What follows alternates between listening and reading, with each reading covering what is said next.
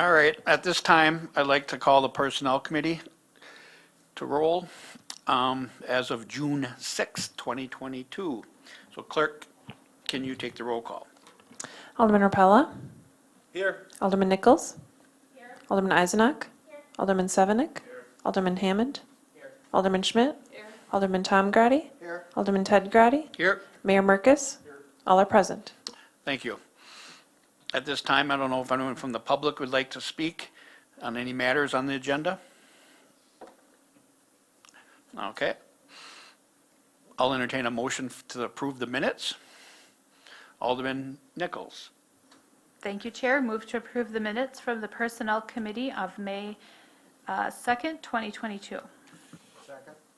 We have a motion by Alderman Nichols and a second by Alderman Tom Grady. All those in favor? Aye. Any opposed? Nay. Minutes are approved. Okay, we have one discussion item tonight, action item too, would be the elementary school police liaison. And I would like to have Chief Stika fill us in on the new position. Appreciate it, Alderman Grady. Actually, our current elementary liaison officer, Matt Shanky's here right now. I could just turn it over to you, right? You could explain what we're doing with your program. No, you get paid more. Okay. Well, I don't know. He worked some overtime traffic grant today, so he might be pulling in more than me. In any event, a little history. So as I indicated in the memo, we pitched this idea about 10 years ago. Officer Jeff Jorgensen was the first one who went into the role. And the whole concept behind it was a little bit of an educational process as well as, what is this person going to do in the school? And I remember some comments in the community being made. What are we going to be ticketing kids riding on their sidewalks, coming to school, and just some really off-the-wall types of things, because this wasn't that prevalent. And again, Menasha kind of took the lead with the school district on really trying to be proactive earlier on in a child's life. The school district actually came to us with this proposal. They want another police officer. This wasn't us putting a bid to them. They realize, and dealing with Matt and what he does on a day in, day out basis, that while the program is phenomenal and it's had some tremendous successes, it has considerable limitations. So what they kind of came to us with is they wanted, now that they're going down to 5 schools plus the virtual school, they wanted to have one more. When you kind of think of how the schools all operate, having one in the middle school and one in the high school, you get to know that administration, that student body, how things work in that school. Well, Matt unfortunately has to deal with 6 prior to this, and now going down to 5 with Nicolay closing. So each of the buildings have different administrations, different expectations, different things that they could do. And you take something as simple as Matt builds relationship with these kids. Prior to coming to this, we were at a Cops in the Park program with the Parks Department over at Hart Park. And it was just really neat to watch the interactions with some of these little kids with Matt. He knew their names, he knew their teachers, he was joking around with them, just really kind of building that relationship. So even when it came to 5th grade graduation, he wasn't able to go to all the graduations, and he wanted to because they're all at the same time. It's an overwhelming job because you're always feeling like you can't do enough, because as soon as he puts out the problem at this school, he's running to the next school. And when that goes off, he doesn't have the time to really sit there and talk with the child and really kind of build that relationship further because he's going on there. The problem that the schools then have is because each child is such an individual and they really try to get to know them and what sets them off and the positives and negatives about them. They oftentimes, as they've told Matt, if they know that Matt's not working or one of the other SROs aren't working, sometimes they'll just try to deal with the problem internally, which isn't necessarily the best outcome, because they don't necessarily want a patrol officer to show up for it just because they don't have the training, the experience, or know the kids on how Matt and the other SROs really deal with the kids. One of the things that kind of has been brought up in the past too, and I kind of want to clarify from some of the numbers and things that we have there, is that kids don't get arrested, especially not at the elementary area. They can get referred to court on a GIPS or CHIPS petition, which is basically for a law violation what the child is in need of services, because there obviously is some things not going on well at the house. Matt has had just a handful of those, one of which was for 2 students that brought a BB gun to school this past year, which looked identically like the gun that he or I or anyone would be carrying. That obviously caused quite a bit of a stir in the school, as you can imagine, when you have someone in elementary bringing what they thought to be a firearm to school. But then it's also tempered. He also had another student that goes to actually the virtual school, but was on site for a day, that brought a knife to school and actually made a threat to another student with that knife. That one was actually dealt with by the school district, and there was no referral made to it. We've never dealt with this child before, and that was the most appropriate disposition. In our SRO agreement with the school district, it's really that we want the schools to be able to deal with the things that occur in the school buildings internally themselves. And one of the things that's so disheartening to me is that usually in larger cities, the SRO program is basically a security force, and they're there to break up fights and find drugs and do this and that and the other. That's not the case clearly in Menasha, and that's one of the things that we're very cognizant of with the school district, is we don't want our officers to be called for things that should be done by school violations, and the ramifications for that. But even we have a third grader that Matt's dealing with that is expected of smoking marijuana on a regular basis. Third grade. We have, he was dealing with a report of a bunch of fifth graders that were supposedly showing up to school under the influence. Now, these are things that are obviously a little bit beyond what the school district would deal with. But again, having the relationships and knowing who the key players are and the students that unfortunately are coming from less than desirable houses, we're able to try to be proactive to those. In the information that I gave you, I wanted to kind of clarify on that sheet where it looks like the incidents, the number of calls that are at the schools, it looks like there's still quite a few. And, hey, if this problem's so great, Chief, why do you keep going to the schools? Why do you have so many incidences? There's two folds on that. One is it depends on which school you're talking about. I can tell you that 10 years ago in the high schools, we were dealing with a lot more fights and issues along that lines. Now we're dealing with things like sexting and other issues that kids are getting into on a regular basis. But if you look at that, and the reason why I threw those numbers out there is that we have anywhere from 2 to 3 number of calls at the elementary schools versus at the middle school and the high school. So what are some of those calls? Well, I got kind of Matt's work here for a couple of weeks, and these aren't all the calls, but I wanted to give you a sort of a wide variety of things. A first grade student that got into mom and dad's apparently gummy THC gummy bears and brought them to lunch in their school. I mean, while that sounds funny, it's a first grader, folks. I mean, that's yeah, just not good. We obviously have the ones of disorderly conduct, when kids are acting up, and generally, it's not like they're doing it because they're just being that way. It's generally because of some of the other psychological and other issues that they're dealing with. So this one here somehow got a hold of a golf club and was swinging around, and they had to go and intervene with that student. Then we have runners. The school district isn't allowed to physically restrain students.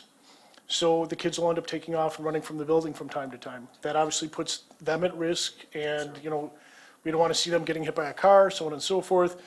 So in this one, Matt was able to keep them in sight. If you know Matt is kind of one of those chill guys that just sort of brings people down. And that's exactly what he did with him. Followed them for a bit, gets into a conversation, talked him into going back to the school. Another one is that for non-police related issues, there was a child that was suspended and wasn't supposed to be in school. But the parents had no way to pick him up, and they had no way to get the child home. The school district doesn't have transportation. They don't have vehicles. They don't have things to do that. So while this, I guess you could say, is an administrative type of thing, Matt was able to drive the kid home. There was no issues with it. In fact, it's an opportunity where he's got the child one-on-one and can have more of that positive conversation. Hey, how are things going? To try to dig into it a little bit further in case there's abuse or neglect or other things going on there. Sometimes the child's problems become more of a medical issue, and they need to be committed or seeking psychological help. So in this one, Matt ended up following the family over to St. E's where the child was getting some assistance there. They were worried that the child might start becoming combative or acting up. But again, it was just kind of assist to the parents to make sure that everything was fine and that the child could get the help that they need.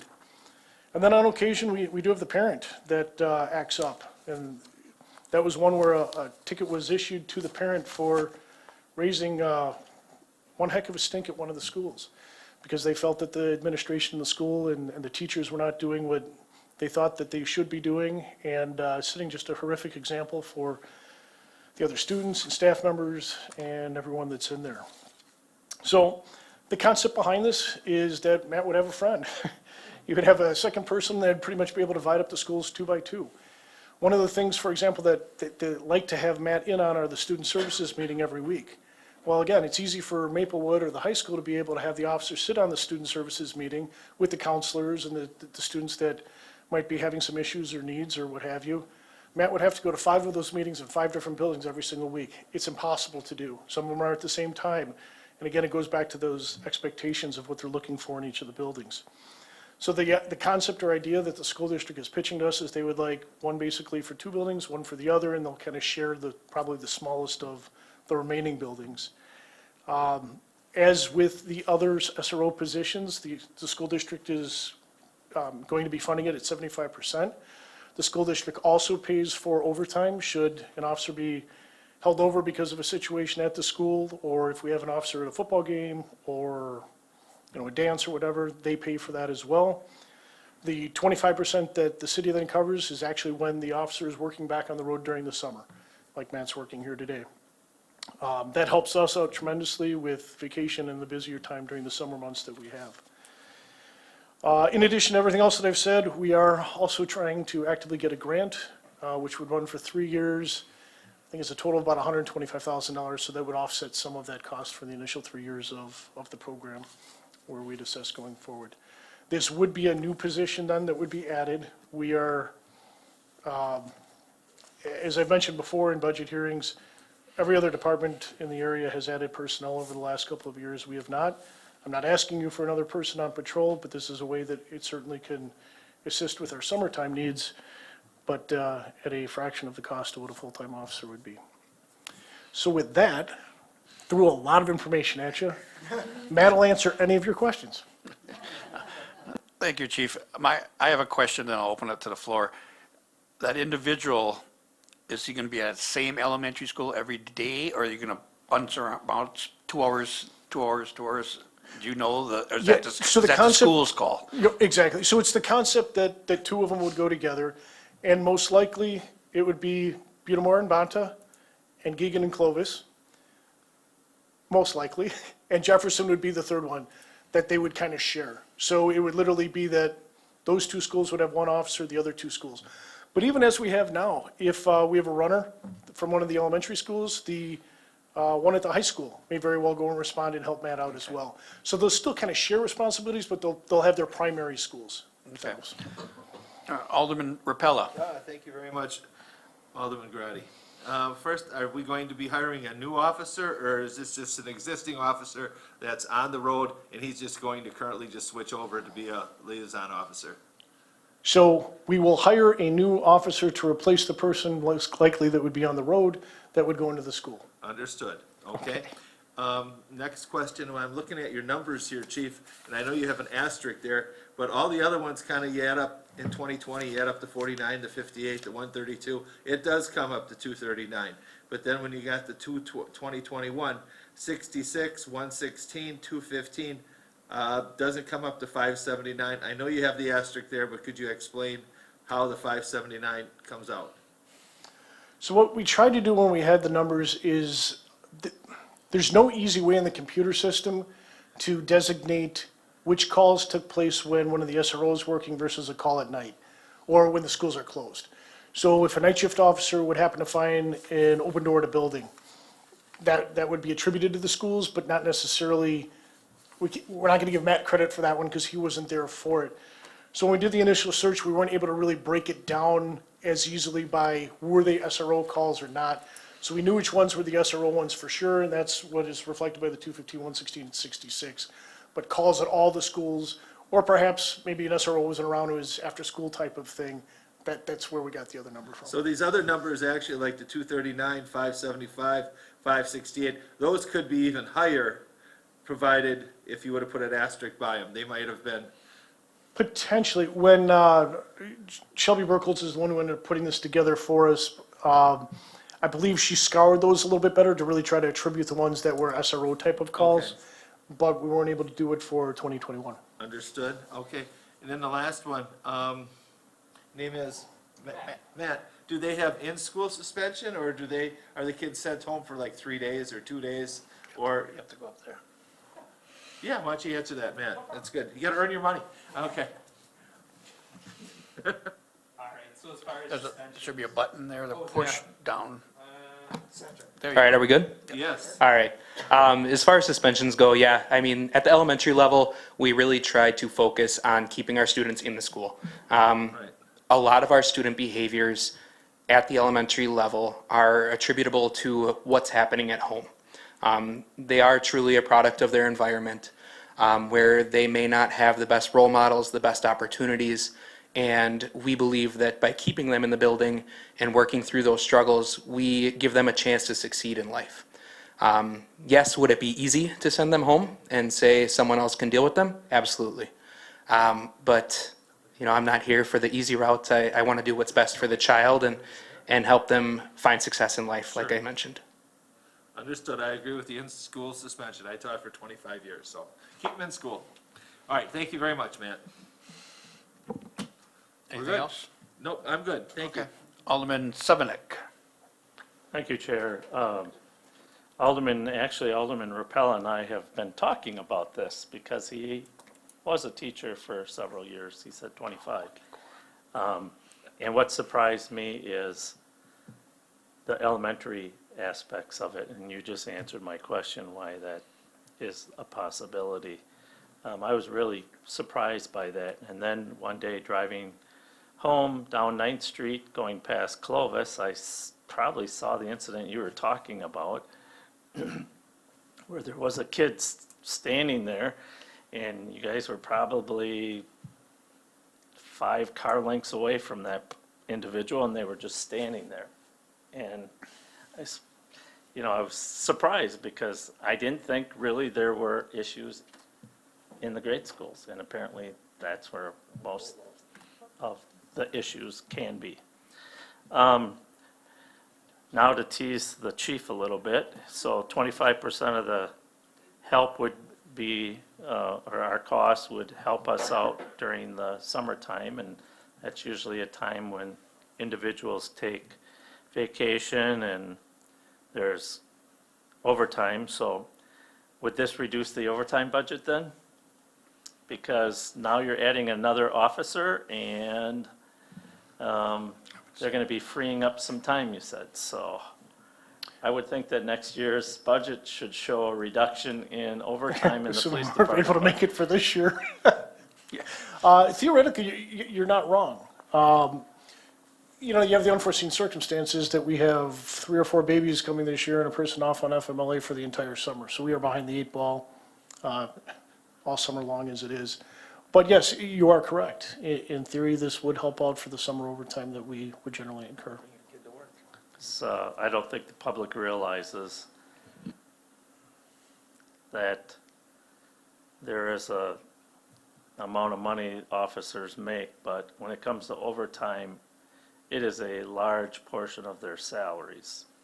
And I've been shocked by that dollar amount. So I'm happy to see that this may make sense to have, especially to help us out during the summertime, which I would assume would be our busier time in your department. Okay, thank you. Okay. Alderman Nichols. Thank you, Chair.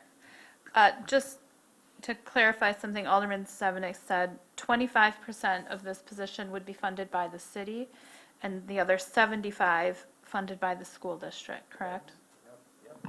Yep, that's correct. Thank you. And Chief Stika, something that you hinted at in your presentation and in the memo is the difference between being proactive and reactive. And a lot of the examples that you provided this evening of how SRO school resource officers have an impact at school are in a reactive sense, like a behavior has been demonstrated and this is how we react to that. There's an indication here that the SRO, an additional SRO, would allow for more proactive activities in the schools, and so perhaps Officer Shanky can add to this as well. What sort of proactive things would you be able to do? Or proactive steps would you be able to take in a child's life that you're not able to do now because you're performing more in a reactive role? Would you like to take it, Matt? I could speak for you, but I know you have some tremendous ideas. So as far as what we can do by having more availability, I think the number one thing is presence. Real quick summary, I grew up in Neenah. I maybe wasn't the best kid growing up, but one thing I will never forget is the presence of police officers growing up in my life. Wasn't always on a proper path, but I will never forget Officer McCone and Officer Peterson at the middle school and high school, always being present at lunch times, at passing. Officer Peterson, I don't know if anybody is aware of who he is, but he plays in a band, and he would sing Journey like you wouldn't believe at our school assemblies. And that stuck with me. That presence, it inspired me to become a police officer, as well as inspired me to specifically work in schools. And without those positive interactions, I may not be where I am. There's a poem about the path less traveled, and to say I took the one less traveled compared to the peers I was with in my middle and high school days would be very accurate. Outside of presence, there are different programmings that we can do. Whether that's great or dare, there's different options there. It can be class presentations. There are times that the teachers ask us to come in and speak on certain topics. Kids are getting phones earlier and earlier, believe it or not. I was talking with Officer Gallagher, and he did presentations for kids coming into Maplewood, and he said this year was the first year that every single fifth grader had a cell phone. We all may have our opinions on that, but this is the reality that we're in. So teachers may ask me to provide, or my potential counterpart, to present to classes, what you can do, what the concerns may be. And that's just one topic, right? The other thing that is a struggle is truancy. There are numbers that show significant correlation between truancy in school and delinquency later in life. And when you task all these things that are going on, it becomes very hard to focus on things like truancy because they're not here, but I got this fire I have to put out right now. And truancy is one of my, where I feel it's a big failure on my part because I want these kids in school. I want them to find, as mentioned previously, that success.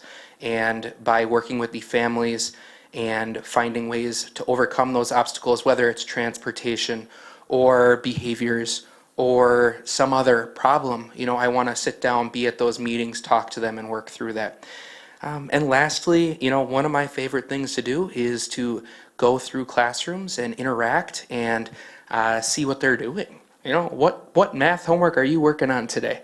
And sometimes I don't get how they do it, but I might slip them a trick that I know. But that's kind of what the process goes, is having those non-police contacts and making those positive relationships can help us later in life. Where maybe that person isn't, has struggles when they're an adult still, but they can remember those positive contacts and that, hey, Officer Matt was a cop, he treated me right, I'm gonna give this guy a chance as well. So I think the opportunities are endless. It will be on myself and that counterpart to find our own takes, right? There's, as mentioned, that each school has its own personality. I'm not sure if anybody here has had kids recently in more than one of the schools, but they operate slightly differently. And so in that same sense, the other SRO and I, we would probably have different things that we specifically like to do. I may like going through classes in a more informal thing versus the next guy may pull students out of class and have one-on-one meetings. I don't know, but there's no shortage of work to be done. And I look forward to hopefully having somebody else to help me with it. And if you want to meet a fifth grader who doesn't have a phone, stop by my house. I have one. There's one out there. And thank you for that and for sharing your story. I know one of the things the school district focuses on is trauma-informed care with their students. And in my conversations with Chief Stoika today, we talked a little bit about that. So can you talk about how this might also allow for, how you partner with the school district in that trauma-informed care and helping kids and families connect with additional services that they might need, and why we do that? Yeah, absolutely. So each school has a social worker, guidance counselor. Some of them split two schools. But what we have every week at each school is a pupil service meeting. And during those meetings, one of the things that I do is I serve as a liaison to share information on this is what's happening at home. I don't necessarily go into details because the details may not be important, but it is important for the school to be aware of what is this child going through. You know, did they have lose a loved one in their life? You know, I've had instances where we have something happen, an incident, and I'm having two pop up in my head at the same time. I apologize. But last year we had a student death. And in that, one of the things that we do as a school is there's a lot of ripple effects that come from a student death. That night I responded, went to the school, and my job was to share information, which was reasonable information on what happened and what can we expect with the school. Other kids, students, this is going to spread like wildfire. They're going to want to know what happened. The staff is going to notice a missing student, and how are we going to work through that? So that's what that looked like, is we're in this meeting with various administrators from Chris Vanderheiden is there, the superintendent, down to the principal of the school and guidance counselors. And in those conversations, we develop a plan on what we are going to share, what the family is comfortable with us sharing, and you know, how can we best service the students. That's one of our trauma-informed things that we do. The other is, you know, specifically, we work on the lockdown drills. Unfortunately, they're just a reality. State requires us to do too, and they can be very upsetting for students. Depending on what those students have gone through, depending on what those students have seen, they can be very traumatizing. And so we work with the school on how can we both do these drills effectively and help our students and make it comfortable. One of the things that we do that is when we have our lockdown drills, the individuals that are going from room to room making contact with those students is myself and the other SROs. We're friendly faces that the students know, and we pop in and it's, hey, good job guys, you did great. You know, and working with that. And then we talk with staff, you know, this is what we can do better, this is what we did great. And, you know, that having that relationship really improves those. But it's a very sensitive topic, and understandably so. So, yeah, it's a very deep subject, but those are two examples of where trauma-informed work comes into play for my role. Thank you. Alderman Eisnock. Thank you. My question for Stoika, for the overtime that Stan was speaking Yeah. of, if that overtime doesn't go down for some reason, is this in our budget? So this position will not come to reality for a while. We have two openings, we have filled both of those, so this would be an additional one. Most of the candidates that we're seeing now are coming without certification, so they have to go to the academy. Due date for the academy is in 2 weeks. They would go in August, they don't graduate from the academy until December, and then they have 3 months of field training after that. So when we lose a position or gain a position in this case, they're not gonna be unit producing until next April. So there is a bit of a gap.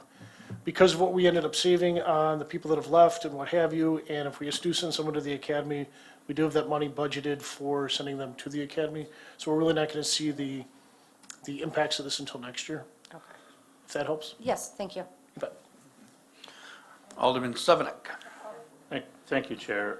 So tonight, we're more or less doing this as a discussion item for preparing for next year's budget, or are you looking at this year? So what we'd be looking for is a motion to basically allow our staffing level to increase by one officer, to then put the wheels in motion for the rest of what we've spoken about. I'll make that motion.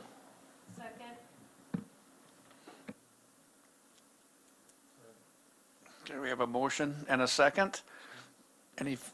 Alderman Rapella, any questions? Thank you very much, Alderman Grady. Just, so, Chief Stika, so what, this liaison officer will not be starting in September 1st? Probably not. I know the school district really wants us to try to Well, do that's what I'm that. thinking. I taught elementary. Those kids are a Yeah. handful, yes. Well, I don't know about that, but Well, they would like it just because starting a new school year, Right. fresh, have the plans in place. What we have to do is, well, depending on how it all works out with people that we could hire in and how that would all work out staffing level wise, we got to get through our FMLA issues. I have to have people that respond to 911 calls. That's our priority. Patrol is the priority. So depending on how everything would work out, we'd love to get that person there by September, but we also have to make sure that we stay within our budget constraints and that we have the staffing to be able to do it. So I'm telling the school district that January 1st is more of a target date for us to shoot for. And if we're able to do it prior to that, great, but wouldn't hold my breath. okay, thank you. But Any further, Alderman Rapella? No, I'm good. Thank you very much. Alderman Sevenick. I just want to make for certain that my motion was made for this specific purpose. So that could be reflected. Okay, we do have a motion by Alderman Sevenick and a second by Alderman Nichols. Any more further discussion?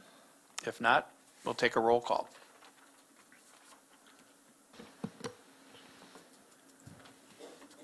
Motion carries 8-0.